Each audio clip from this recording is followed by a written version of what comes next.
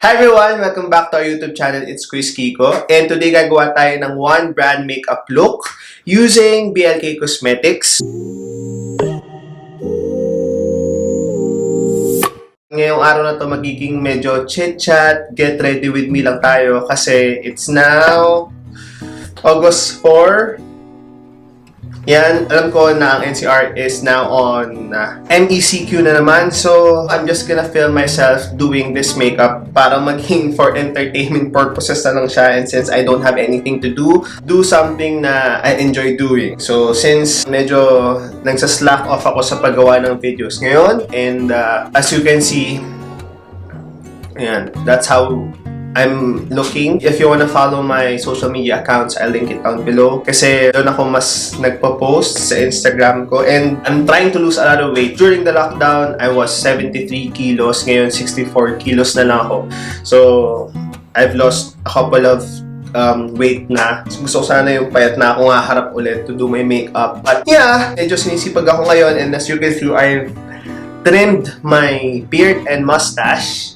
So, that's what's new. I'm trying to grow my hair out. Yan yung itsura niya. But anyway, so medyo marami siya. So yun, let's start. Okay, I'm gonna use, you can use whatever primer that you have. Gusto ko lang yung medyo hydrating primer. Hindi na ako masyado nagsisilicone primer ngayon. I find that when you're getting older, mas kailangan na ng hydration ng skin mo rather than filling in the pores. I really don't mind. I have visible pores, yes, around this area. But I don't mind. Basta gusto ko mas maganda yung lapat ng aking makeup. So yan. Papunta tayo sa foundation. I'm gonna use the BLK Cosmetics Skin Tint Sun Shield in the shade... What shade is this? Butterscotch. What I do is I dot it around. Medyo ma-dark na sa akin to. Pero okay lang din naman. Hindi na ako masyadong ma-foundation ngayon eh. Mas more on skin tint or tinted sunscreen kasi nga mas lightweight. Well, if... Okay, may nabagsak. Siyempre, may mababagsak. Kaya tayo, you can use whatever sponge you have. Since meron akong mga red areas, mas maganda talaga pag yellow undertone. This one has decent coverage. Hindi to yung bago nila na illuminating kasi I already have an oily face. I try to stay away from using any more product that can contribute sa aking oily face.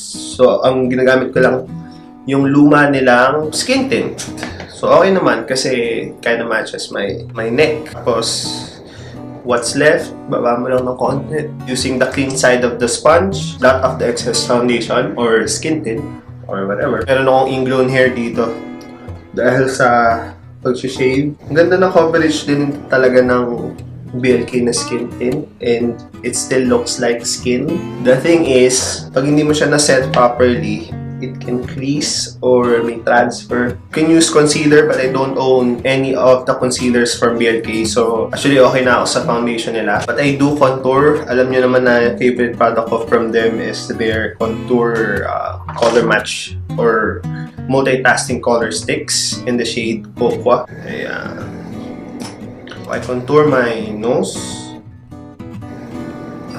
Sa baba ng lips para may emphasize yung chin ko.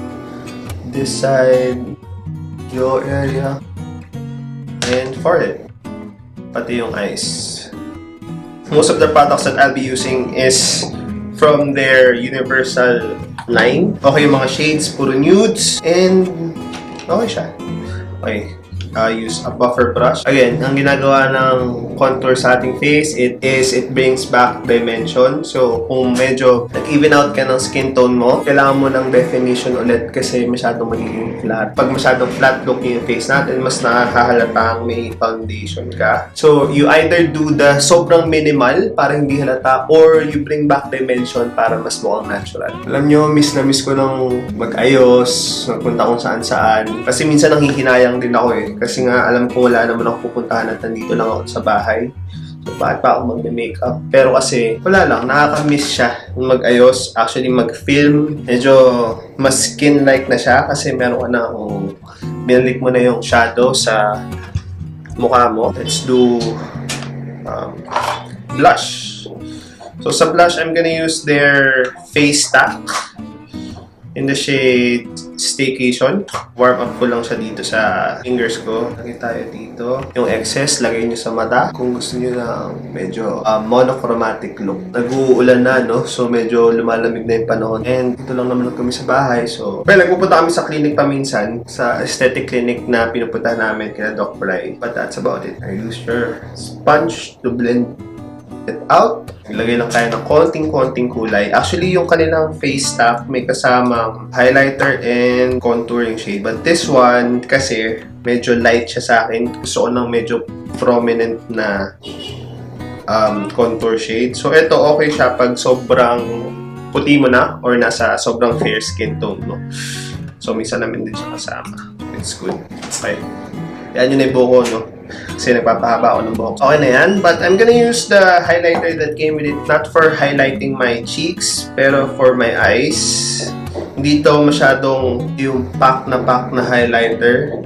It's gonna give you color and sobrang subtle lang na shine. Lagay ka din sa inner corners. And dito sa nose bridge and nose tip.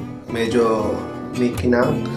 Gawin ko lang yung foundation dito sa aking lashes. Blend everything out. Alam ko yung bago nilang release na BLK Universal 2.0 may kasamang blotting powder or pressed powder. Pero wala ko nun, so I'm just gonna use a regular setting powder. You can use whatever setting powder that you have. Right now, I'm just gonna use my Johnson & Johnson baby powder. Use my sponge to set everything. So, inuna muna natin yung mga creams natin, liquids, para pag sinet mo siya, hindi na siya mag-move. Kaya ako nagsiset using this motion, parang nagbe-bake, kasi para makover lahat ng areas na kailangan mo cover. Tapos, una siya pinapag-stain ng matagal. Sa mukha, I brush it all off, agad-agad, para mas manipis yung layer ng foundation, ng creams and all. Saka okay lang sa akin na medyo kita yung mga imperfections, kasi mas natural looking. So, let's go on sa brows. I'm gonna use their Universal Brow Stick. Pinaghiwalay na nila to. Dun sa 2.0 nila, may separate ng kasamang brow mascara or brow gel. I'm in the shade... walang shade. Siguro nandun sa ano. But the taupey version or parang medyo gray.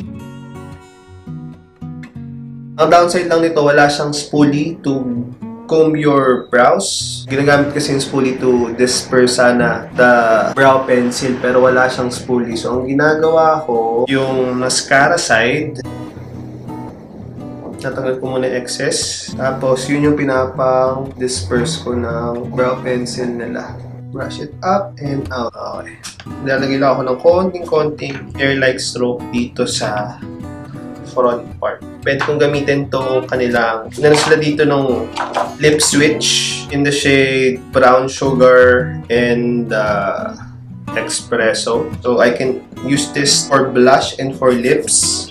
Meron din ako dito BLK in the shade cool na liquid lipstick and yung kanilang clay. I'm gonna use this. This one smells so good. Parang watermelon. Tapos, medyo na-wash out niya ako kasi masyado siyang nude for my liking. So, ang ginagawa ko lang, kuha ko ng konting foundation and blur the edges out.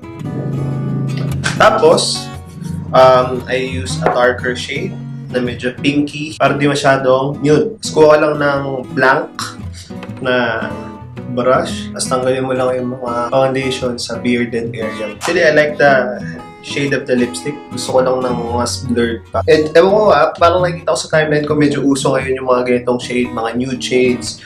Nasa beige, orangey, terracotta, yung mga ganong vibe. If I were to do this on, pwede ko pa siyang actually lagyan ng konting kulay pa dito. This one is in the shade espresso. Para lang magkaroon pa ng konting-konting warmth yung face. Hindi siya masyadong ma-wash out. Or maglalagay pa ako ng medyo darker shade ng eyeshadow para mas Korean. Let's set it up with the BLK Cosmetics Skin Hydrating Ultra Fine Mist na watermelon.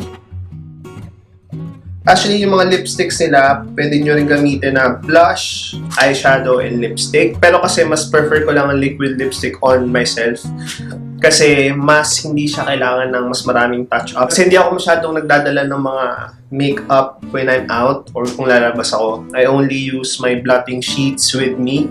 Kaya ang gusto ko, yung mas matagal siya maglalast. If you don't set your face with powder and hindi ka magsaset ng mist, medyo kakapit siya sa mga mask nyo. I know it's a must to use our face mask a lot.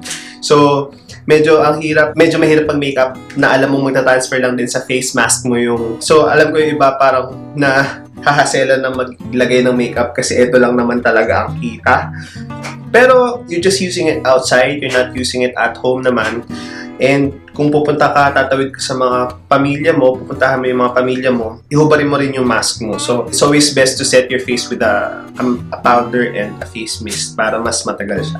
So, ano-ano ba yung mga ginamit natin? The BLK Cosmetics Skin Tint, yung kanilang face stack, tapos yung contour shade nila, tapos yung brow products nila. Gamit ako ng dalawang liquid lipsticks, tapos itong lip switch. So, yun lang yung mga ginamit ko. Yung lip switch yun na, ang cool nito kasi kung sakaling ayaw mo na ng shade na espresso, tanggalin mo siya, palit mo yung ibang shades like this one is the brown sugar, lagay mo lang siya.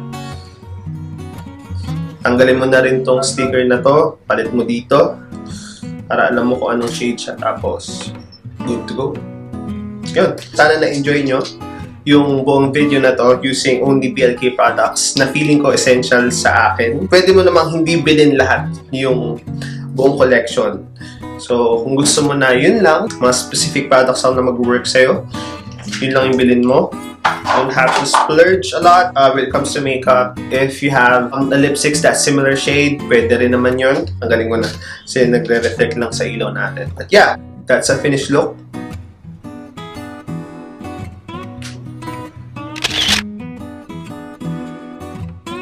Sana nagustuhan yung simpleng video na to. Kailangan ko lang gumawa ng filler for contents para lang hindi ako masyadong missing in action sa YouTube. So, yun lang. Again, if you're not subscribed yet, please do so I can continue making these kind of videos. My social media accounts will be linked down below and here's a screen. Mas nagpo-post ako doon lalo ng mga workout videos, mga PR packages, mga day-to-day life namin dalawa ni Bim. If you have any requests, feel free to comment it down or DM me para magawa natin ng paraan. Thank you guys for watching. I'll see you guys soon and God bless. Bye!